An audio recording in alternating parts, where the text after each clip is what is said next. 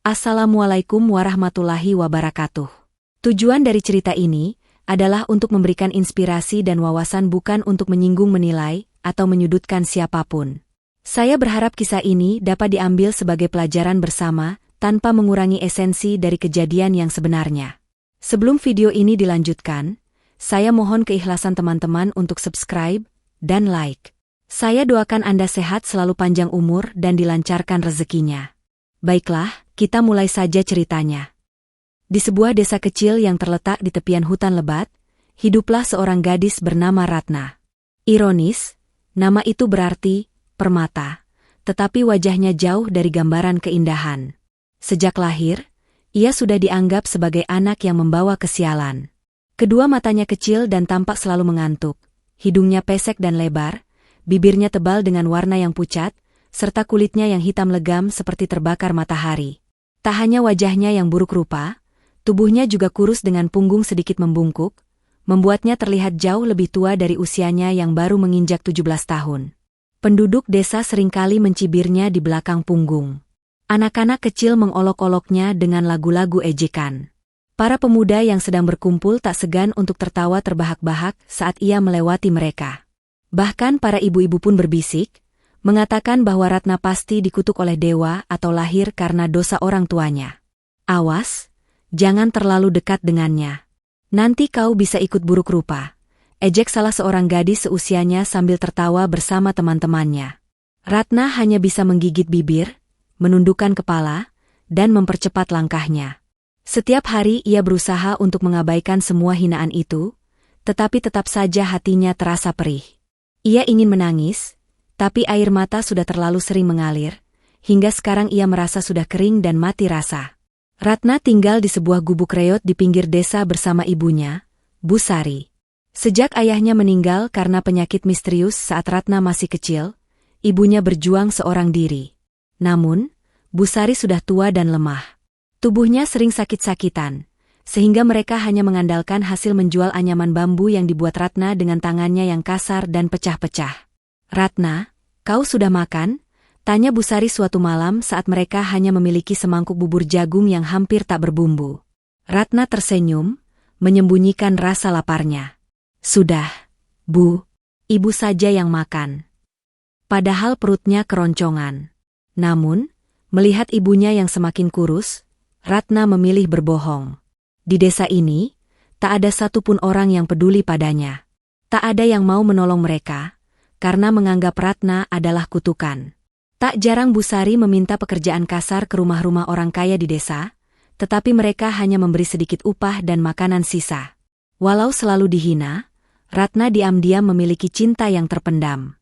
Ia menyukai seorang pemuda bernama Bagas. Bagas adalah pemuda tampan dengan tubuh tegap, kulit sawo matang yang bersih, dan senyum yang memikat. Ia adalah anak seorang saudagar kaya yang dihormati di desa. Setiap kali Ratna melihat Bagas di kejauhan, jantungnya berdebar-debar. Ia tahu bahwa menyukai Bagas hanyalah mimpi di siang bolong. Tapi ia tak bisa menahan hatinya. Bagas sering menjadi pusat perhatian gadis-gadis desa. Suatu hari, tanpa sengaja Ratna menjatuhkan sebuah keranjang anyaman saat berjalan di pasar. Barang-barang yang dibawanya berserakan. Para pemuda desa yang melihatnya langsung tertawa dan mencemoohnya.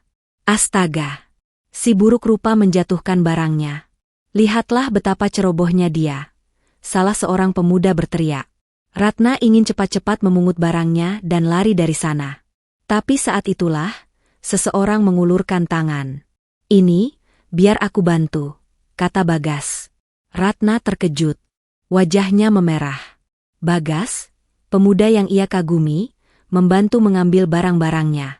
Namun, sebelum ia sempat berterima kasih, seorang gadis cantik bernama Sinta, putri kepala desa, datang dan menarik tangan Bagas. "Bagas, jangan sentuh barang miliknya. Nanti kau bisa terkena sial," ujar Sinta dengan nada jijik. Bagas hanya tertawa kecil dan menarik tangannya kembali. "Aku hanya ingin membantu, Sinta." Namun, saat Bagas kembali ke teman-temannya, ia pun ikut tertawa. "Aku hampir menyentuh tangan si buruk rupa itu," katanya, dan teman-temannya tertawa terbahak-bahak. Ratna berdiri terpaku. Jantungnya terasa seperti diremas. Ia ingin berteriak, tapi suara seakan tertahan di tenggorokannya. Ia sadar, Bagas tidak benar-benar peduli padanya. Itu hanyalah belas kasihan sementara. Sejak hari itu, Ratna semakin membenci dirinya sendiri. Pada suatu malam, saat Ratna sedang duduk di depan rumahnya, mendengar suara ibunya batuk-batuk di dalam, ia menatap langit dengan hati yang dipenuhi kesedihan. Ia berpikir, andaikan aku cantik, pasti hidupku akan lebih baik. Namun, tiba-tiba, ia mendengar suara bisikan dari dua orang lelaki tua yang berjalan melewati gubuknya. Aku mendengar bahwa ada cara agar seseorang bisa berubah menjadi cantik atau tampan dalam sekejap, ujar salah satu dari mereka. Ah, kau pasti bicara tentang susuk taring harimau putih, balas temannya. Ratna menajamkan telinganya. Benar, tapi susuk itu tidak bisa didapatkan dengan mudah. Hanya dukun sakti yang mengetahui rahasianya. Kabarnya, seorang pertapa tua di dalam hutan sebelah timur tahu bagaimana caranya. Bahaya sekali. Susuk seperti itu pasti ada akibatnya. Ya, tapi jika seseorang benar-benar menginginkannya, mereka akan mengabaikan risikonya. Ratna terdiam. Kata-kata itu terus berputar di kepalanya. Jika benar ada cara untuk mengubah wajahnya menjadi cantik, maka ia akan melakukan apapun untuk mendapatkannya. Keinginan untuk menjadi cantik semakin membara di hatinya. Ia tak peduli dengan risikonya. Ia tak peduli jika harus menempuh bahaya. Yang ia tahu, ia sudah terlalu lama hidup dalam hinaan dan siksaan. Malam itu, Ratna memutuskan untuk pergi ke hutan terlarang dan mencari pertapa yang disebut-sebut mengetahui rahasia susuk taring harimau putih. Setelah mendengar legenda tentang susuk taring harimau putih, Ratna merasa seperti menemukan harapan yang selama ini mustahil ia raih. Ia tidak bisa tidur malam itu. Setiap kali ia memejamkan mata, yang terbayang hanyalah wajah Bagas yang tertawa mengejeknya, wajah Sinta yang penuh penghinaan, dan wajah-wajah penduduk desa yang selalu mencemoohnya. Ratna duduk di depan rumah, memandangi langit malam yang gelap tanpa bulan.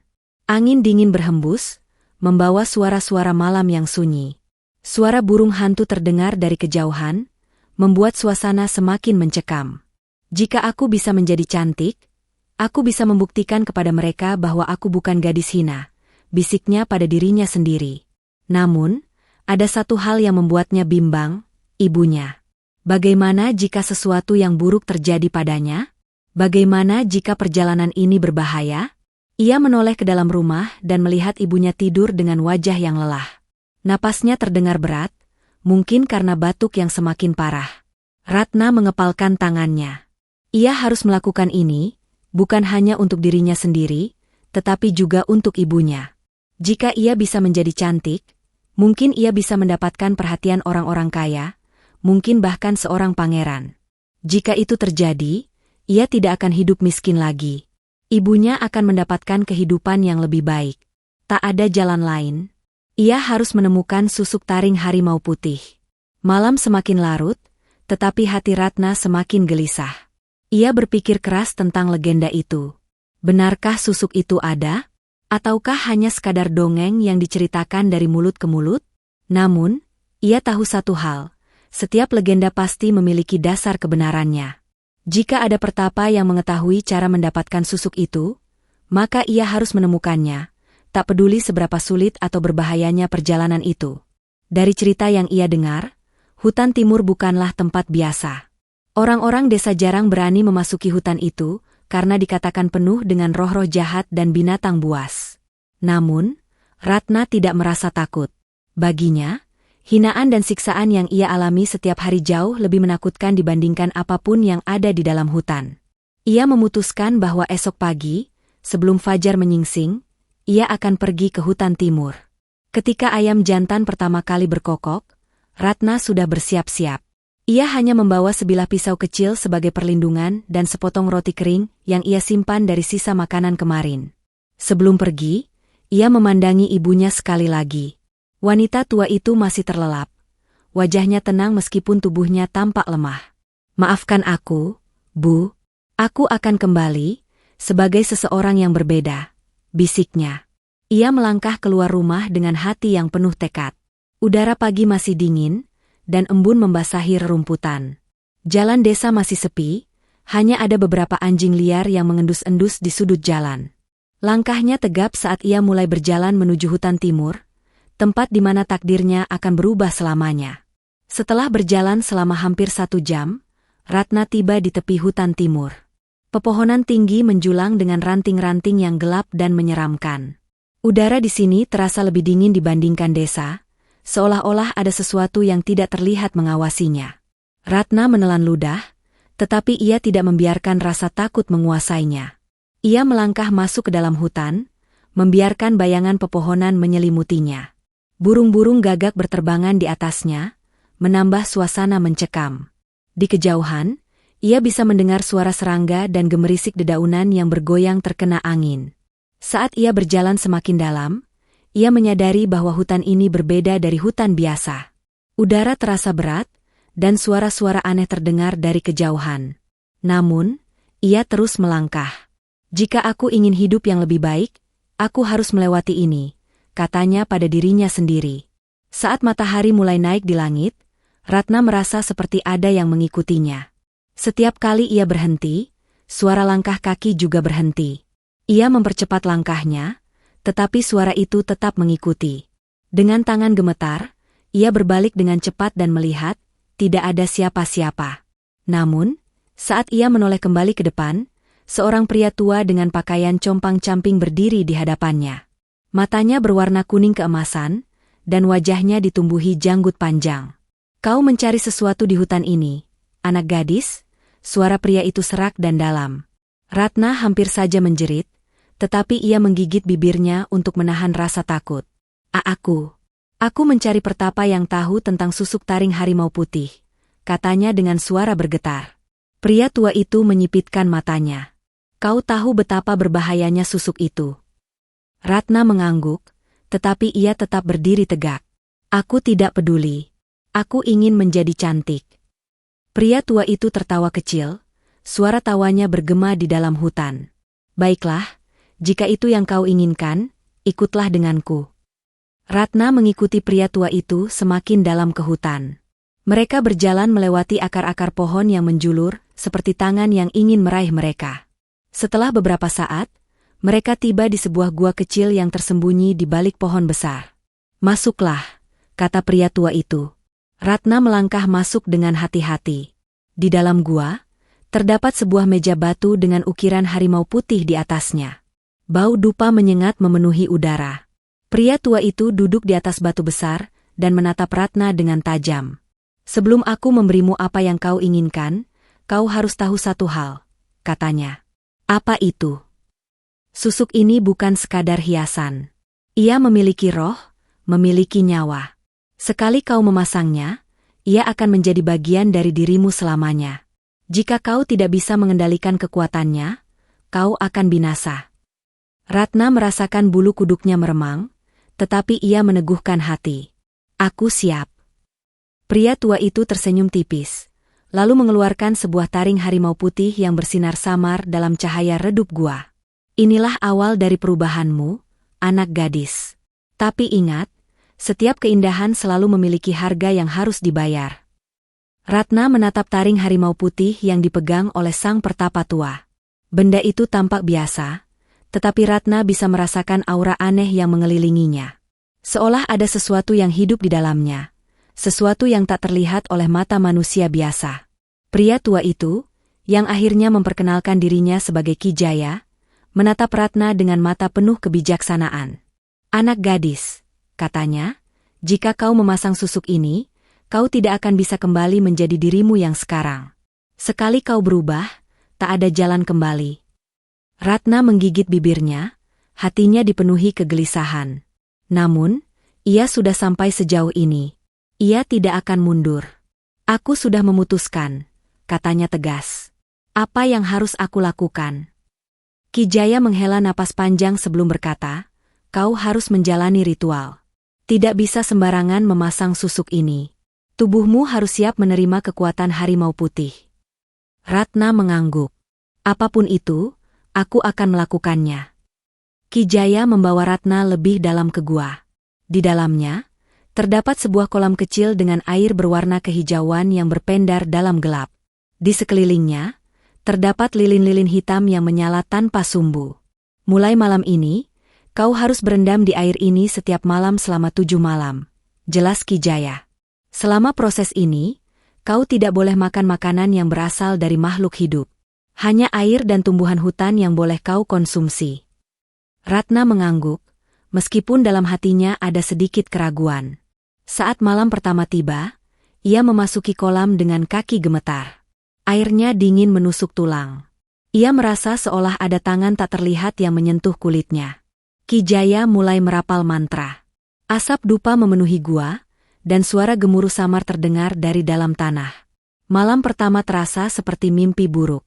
Ratna melihat bayangan harimau putih muncul dalam mimpinya. Makhluk itu menatapnya dengan mata emas yang bersinar. "Apakah kau siap menerima kutukanku?" Suara itu bergema di kepalanya. Ratna ingin menjawab, tetapi tubuhnya terasa kaku. Malam-malam berikutnya tidak lebih baik. Ia mulai merasakan perubahan dalam tubuhnya. Kulitnya menjadi lebih halus, suaranya menjadi lebih lembut, dan tubuhnya terasa lebih ringan. Namun, di sisi lain, setiap malam ia merasa ada sesuatu yang semakin masuk ke dalam jiwanya. Pada malam ketujuh, setelah melewati berbagai mimpi aneh dan merasakan tubuhnya semakin berubah, Ki Jaya berkata, "Kini saatnya memasang susuk."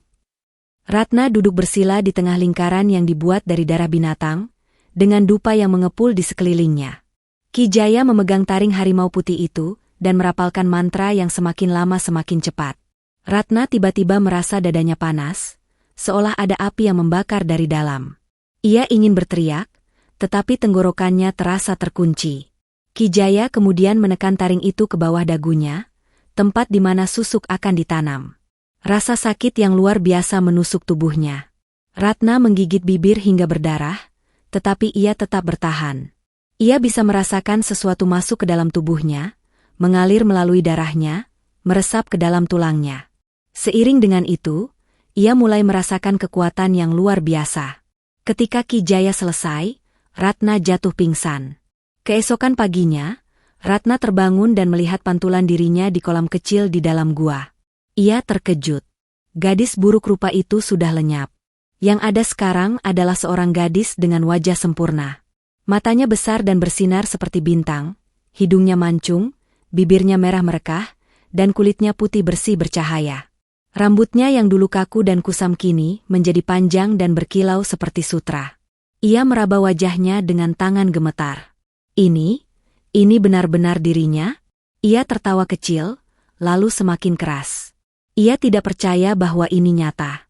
Ki Jaya mengawasinya dengan ekspresi datar. "Jangan terlalu senang dulu," katanya. "Setiap keindahan ada harganya." Namun, Ratna tidak peduli. Ia sudah mendapatkan apa yang ia inginkan. Ia mengucapkan terima kasih pada Ki Jaya, lalu meninggalkan gua dengan hati penuh kemenangan. Sekarang, dunia akan melihatnya dengan cara yang berbeda. Saat Ratna kembali ke desanya, orang-orang langsung terkejut. Tidak ada yang mengenalinya. Para wanita berbisik-bisik, bertanya siapa gadis cantik yang tiba-tiba muncul di desa. Para pria langsung terpikat. Bahkan yang sudah menikah pun tak bisa mengalihkan pandangan mereka. Ketika Ratna berjalan melewati pasar, orang-orang secara otomatis memberi jalan untuknya. Ia menikmati tatapan mereka, tatapan penuh kekaguman yang dulu tak pernah ia dapatkan. Tak lama kemudian, ia bertemu dengan Bagas. "Siapa kau?" tanya Bagas, matanya berbinar penuh ketertarikan. Ratna tersenyum misterius. "Kau tidak mengenalku." Bagas menggeleng, tetapi jelas bahwa ia terpesona. "Aku, rasanya pernah melihatmu, tetapi aku tak tahu di mana." Ratna hanya tertawa kecil. Sekarang, giliran Bagas yang mengejarnya. Dalam waktu singkat, Ratna menjadi perbincangan seluruh desa. Banyak pemuda yang berusaha mendapatkan perhatiannya, termasuk Bagas. Ratna tidak lagi tinggal di gubuk reyotnya. Seorang saudagar kaya yang tidak memiliki anak perempuan mengangkatnya sebagai anak angkat. Ia kini tinggal di rumah besar, mengenakan pakaian mewah, dan selalu dihujani pujian. Bagas, yang dulu mengejeknya, kini tergila-gila padanya. Ia selalu mencari kesempatan untuk menghabiskan waktu dengan Ratna. Ratna menikmati semua ini. Dulu, ia dihina. Sekarang, ia dipuja. Namun, di balik semua itu, ada sesuatu yang aneh mulai terjadi. Setiap malam, Ratna mengalami mimpi yang sama. Ia melihat harimau putih raksasa berdiri di hadapannya, menatapnya dengan mata tajam. Kadang, dalam mimpinya, ia bisa mendengar suara auman yang bergema di dalam kepalanya. Suatu hari, saat ia menatap cermin, ia melihat sesuatu yang mengerikan. Matanya berubah menjadi mata harimau untuk sesaat sebelum kembali normal. Ia terkejut dan segera mundur dari cermin. "Apa yang terjadi denganku?" bisiknya. Namun, ia mencoba mengabaikan semua itu. Ia telah mendapatkan kecantikan dan kehidupan yang ia impikan. Tidak ada alasan untuk merasa takut, bukan? Suatu malam, saat Ratna sedang menikmati pesta di rumah saudagar kaya, Ki Jaya tiba-tiba muncul di depan pintu. Ia menatap Ratna dengan mata tajam. "Anak gadis," katanya dengan suara berat. "Aku datang untuk memperingatkanmu. Susuk itu tidak akan selamanya bertahan tanpa akibat. Kau harus bersiap menghadapi konsekuensinya." Ratna merasa darahnya membeku. Namun, ia segera mengusir perasaan itu dan tersenyum dingin. "Aku baik-baik saja," katanya. "Terima kasih atas peringatanmu, tetapi aku tak membutuhkan itu." Ki Jaya hanya menghela napas. "Kau akan melihatnya sendiri. Segala sesuatu yang dipaksakan akan selalu meminta balasannya." Setelah mengatakan itu, ia pergi, meninggalkan Ratna dengan perasaan yang tidak tenang. Dan di saat itulah, efek mengerikan dari susuk taring harimau putih mulai menunjukkan wujudnya. Seiring waktu, pesona Ratna semakin kuat. Bukan hanya pria-pria muda, tetapi bahkan para lelaki tua yang sudah berkeluarga pun tak bisa menahan diri untuk mencuri pandang. Para wanita di desa mulai merasa gelisah. Para suami mereka menjadi lebih pendiam, lebih sering melamun, dan lebih mudah marah jika ditanya tentang Ratna. Di pasar, saat Ratna lewat, seorang ibu yang tengah menjual sayur menarik suaminya dengan kasar. "Jangan lihat dia," bisiknya tajam. Namun, si suami hanya bisa menelan ludah dan menunduk. Ia tidak bisa melawan keinginan untuk memandang Ratna, meskipun hanya sekilas. Ada sesuatu dalam diri Ratna yang membuat siapapun tak bisa menolak pesonanya. Bagas, yang dulu sering menghina Ratna, kini menjadi orang yang paling tergila-gila padanya. Ia mendatangi rumah saudagar tempat Ratna tinggal hampir setiap hari, membawa hadiah-hadiah mahal, cincin emas, kain sutra dari kota, bahkan seekor burung langka. Namun, Ratna selalu menerima hadiah-hadiahnya dengan senyum dingin. Ia menikmati bagaimana Bagas kini berusaha keras untuk mendapatkan perhatiannya, sementara dulu ia hanya bisa menertawakannya. Suatu hari, di bawah cahaya bulan, Bagas berlutut di hadapan Ratna. "Aku mencintaimu," katanya dengan suara bergetar. "Menikahlah denganku. Aku akan memberikan segalanya untukmu." Ratna tertawa kecil. "Dulu, kau bahkan tak sudi melihatku. Sekarang, kau memohon-mohon?" Bagas menundukkan kepalanya, malu. Ratna menatapnya lama sebelum berkata, "Aku akan memikirkannya." Namun, dalam hati, ia tidak pernah benar-benar berniat menerima Bagas. Ia hanya ingin menikmati bagaimana orang yang dulu menyakitinya kini berada di bawah kakinya. Suatu malam, ketika Ratna sedang menyisir rambutnya di depan cermin, ia mencium sesuatu yang aneh, bau seperti binatang liar. Bau itu semakin kuat, memenuhi kamarnya. Ia menoleh ke belakang, tetapi tidak ada siapa-siapa. Namun, ketika ia menatap bayangannya lagi di cermin, ia terkejut. Ada sepasang mata emas bersinar di balik pantulannya. Ratna terlonjak ke belakang, jantungnya berdetak cepat. "Ini hanya imajinasi, hanya imajinasi," gumamnya. Namun, jauh di dalam hatinya, ia tahu ada sesuatu yang berubah dalam dirinya. Sejak malam itu, Ratna merasakan sesuatu yang berbeda. Ia semakin haus akan perhatian, semakin haus akan kekaguman. Ia mulai menikmati bagaimana orang-orang memujanya, semakin sering melihat ke cermin dan tersenyum puas. Namun, bersamaan dengan itu, ia mulai merasakan sesuatu yang lain, dorongan liar yang tak bisa ia kendalikan. Ketika seorang pria desa berani menyentuh tangannya tanpa izin, Ratna tiba-tiba mencengkeram pergelangan tangannya dengan kekuatan luar biasa. Pria itu berteriak kesakitan. Aduh, lepaskan. Ratna terkejut dan segera melepaskan genggamannya.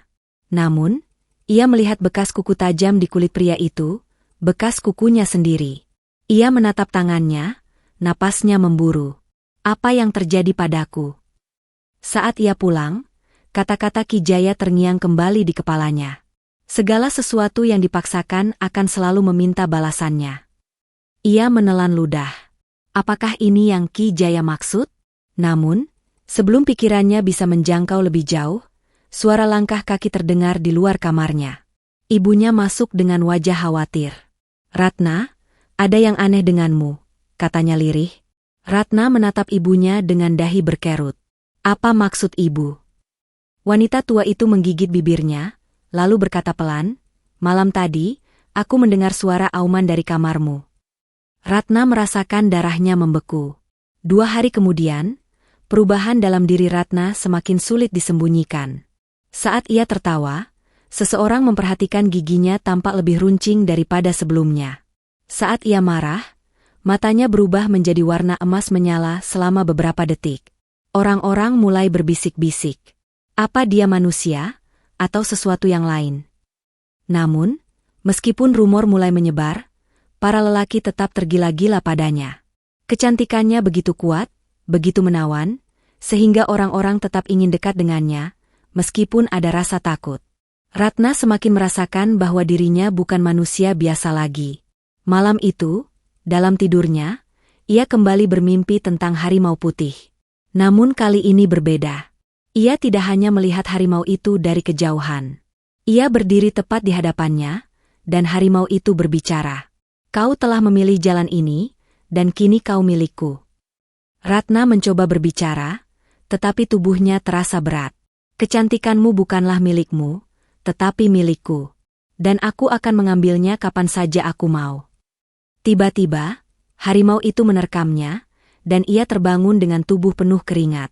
Ratna duduk tegak, terengah-engah. Jantungnya berdetak kencang, tetapi bukan karena takut, melainkan karena sesuatu yang lain. Sesuatu yang mulai tumbuh di dalam dirinya. Sesuatu yang ia sendiri belum sepenuhnya pahami. Ratna semakin sering menghabiskan waktu di depan cermin.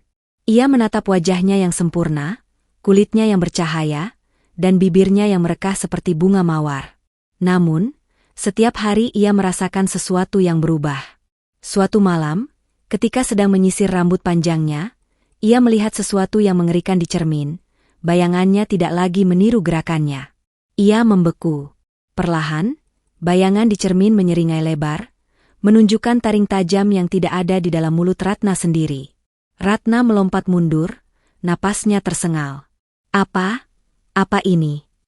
Namun, ketika ia menatap kembali, cerminnya hanya menunjukkan wajahnya seperti biasa. Ia menggigit bibirnya, mencoba menenangkan diri. "Aku hanya lelah, hanya mimpi buruk." Namun jauh di dalam hati, ia tahu ada sesuatu yang salah. Beberapa hari kemudian, saat sedang mencoba pakaian baru, Ratna tanpa sengaja menggores lengannya dengan jarum kecil. Ia mengira luka itu sepele, tetapi saat melihat lebih dekat, darah yang keluar berwarna kehitaman. Ia terkejut. Luka itu juga tidak menutup seperti biasa. Ratna mencoba menekan lukanya dengan kain, tetapi tidak ada perubahan. Kenapa ini tidak sembuh? Saat itulah ia teringat kata-kata Ki Jaya. Segala sesuatu yang dipaksakan akan selalu meminta balasannya. Ratna merasa napasnya semakin berat. Apa ini pertanda bahwa susuknya mulai menuntut sesuatu darinya? Bagas masih terus mengejar Ratna, semakin terobsesi setiap hari.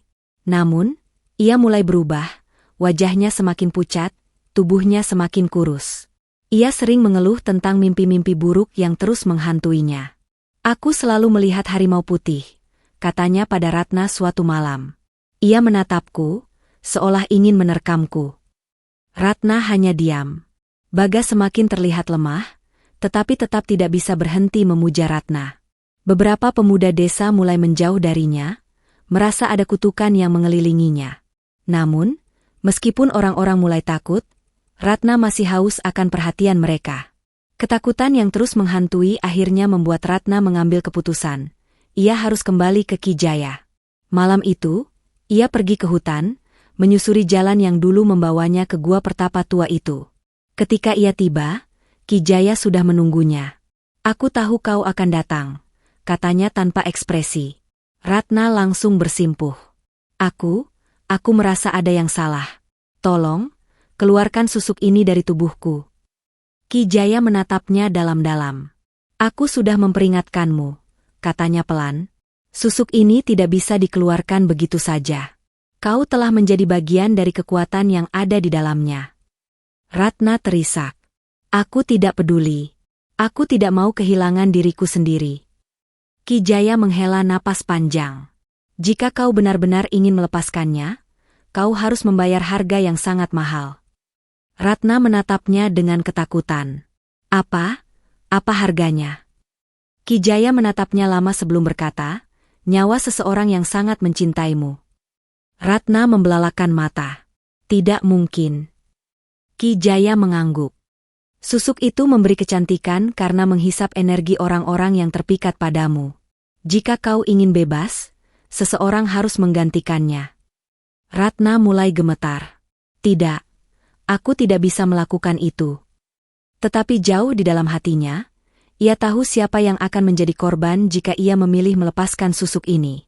Malam itu, ketika kembali ke desa, Ratna melihat Bagas tergeletak di tanah dengan tubuh menggigil. Ibunya menangis, memohon pada siapapun yang bisa menolongnya. Namun, tidak ada yang berani mendekat. Ratna merasakan rasa bersalah yang luar biasa. Bagas menjadi seperti ini karena dirinya. Ia mendekat dan menyentuh wajahnya. "Bagas." Bagas membuka mata, menatap Ratna dengan lemah. "Kau sangat cantik. Aku tidak bisa berhenti melihatmu." Ratna menggigit bibir. Ia tahu, semakin Bagas mencintainya, semakin cepat energi hidupnya terserap. "Jangan lihat aku lagi," bisiknya, air mata mengalir di pipinya. Bagas tersenyum lemah.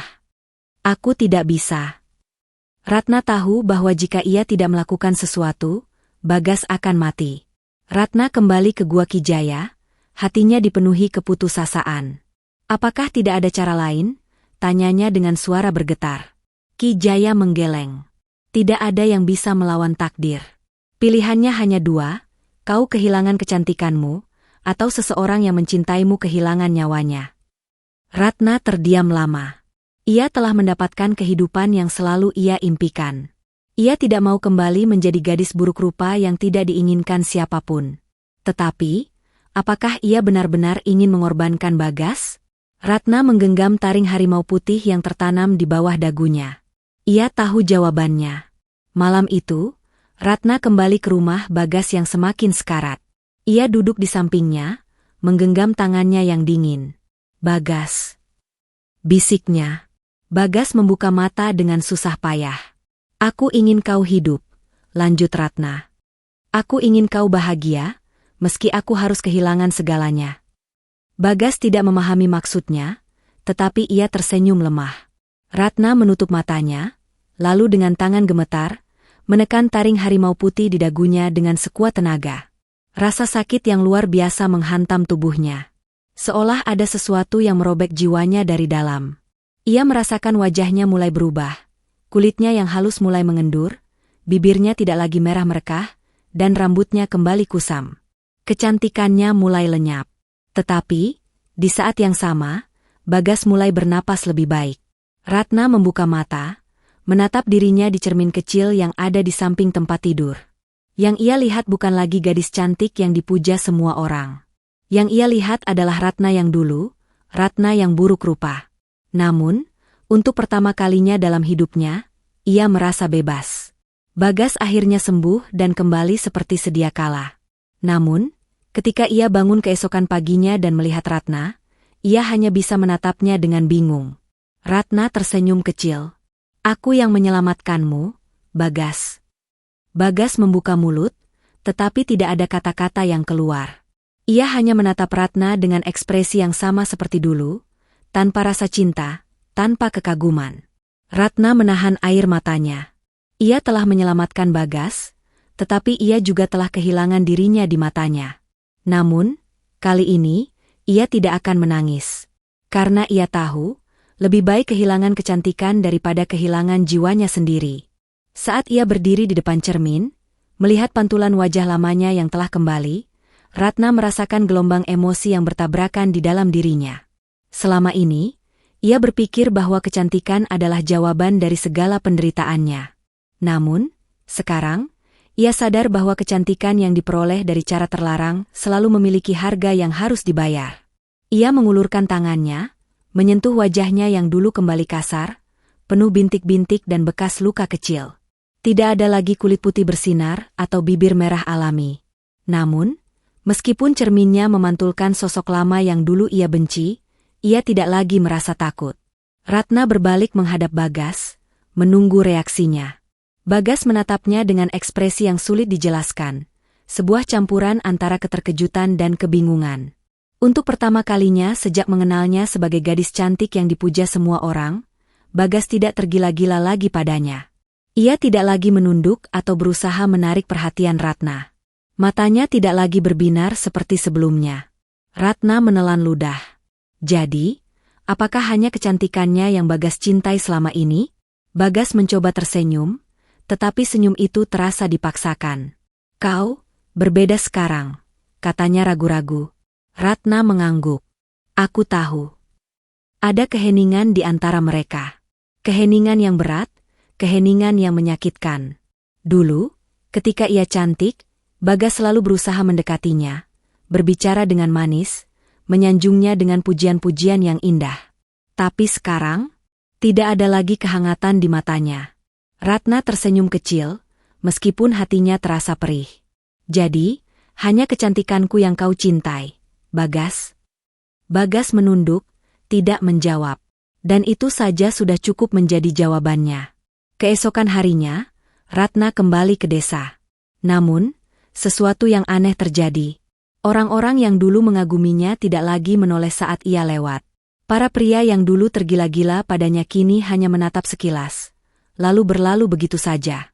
Para wanita yang dulu merasa cemburu padanya kini tidak lagi menganggapnya ancaman.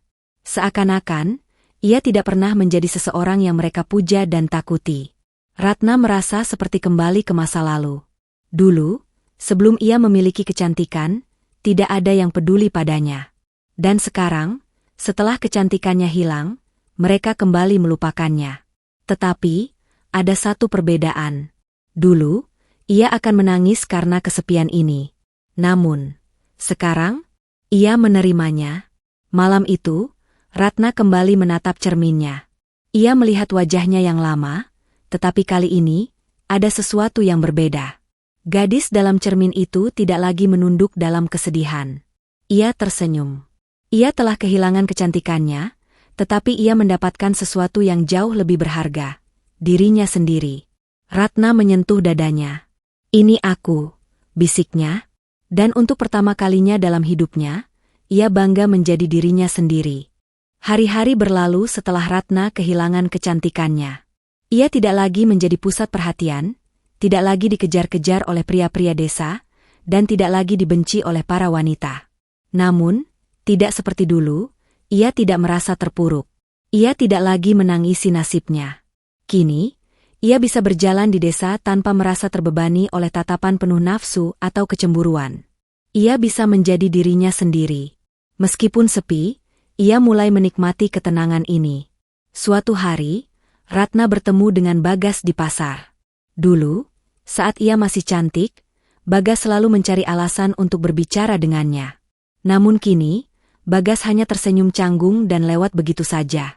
Tidak ada lagi pujian, tidak ada lagi tatapan penuh kekaguman. Ia hanya seorang pria yang pernah terobsesi padanya, lalu melupakannya begitu saja. Ratna tidak merasa marah atau sedih.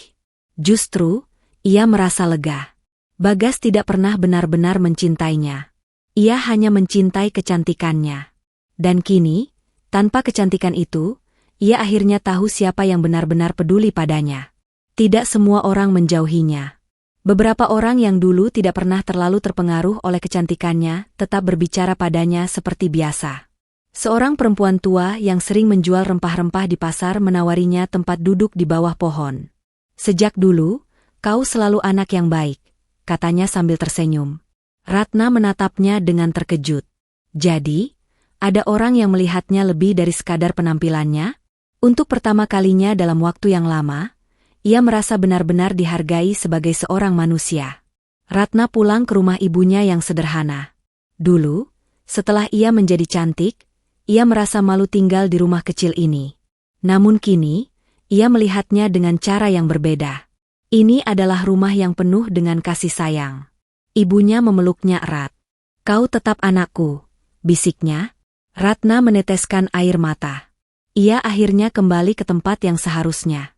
Beberapa bulan kemudian, desas-desus mulai menyebar tentang seorang wanita lain di desa sebelah yang tiba-tiba menjadi sangat cantik. Orang-orang mulai berbisik. Apakah ia juga memakai susuk? Ratna hanya bisa menghela napas. Ia tahu apa yang akan terjadi pada gadis itu.